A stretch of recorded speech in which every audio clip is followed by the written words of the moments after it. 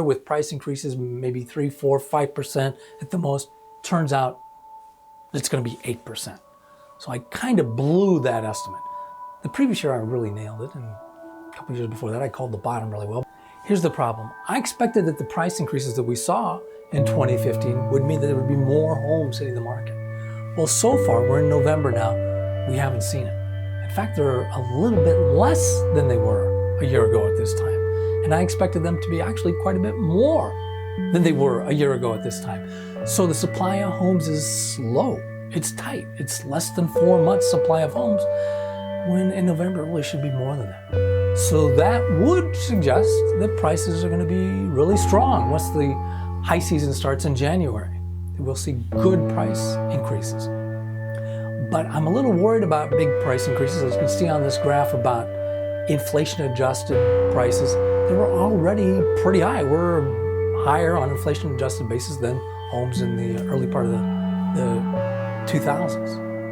Although higher prices are good for sellers, they're not good for buyers, and if it leads to future price declines, that's a bad thing as well, of course. So a lot of people are talking about interest rates will slow down the market. And there's kind of a general expectation, maybe 70% chance people are saying that the Fed will increase interest rates in December, and then that will cause mortgage rates to increase to a degree as well. But it's not very much, it was like a quarter of a percentage point. But will that really put the tamp down on rising home prices? I'm not so sure it would, because I remember what it was like in 2004. If you remember before that, there was the tech bubble in 2001. The interest rates at that point were about 6.5%, and they brought them down to 1% by 2003. So they were flat for a long time, and then they started increasing the rates, very low rate, it was the lowest rates for 45 years, started increasing the rates.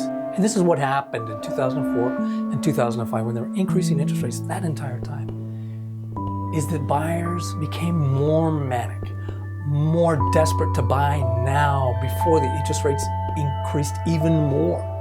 I'm sure every loan officer in the country was saying, you need to buy now before rates go even higher. So I'm worried that that could happen again. I don't know. There were so many other different things going on in 2004, 2005, and it may not happen this time. But I'm a worrier.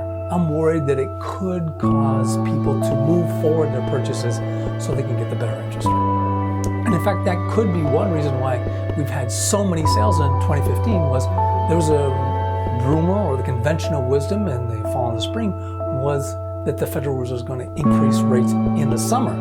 They didn't, but nevertheless that could have pressed a lot of people to buy then rather than later.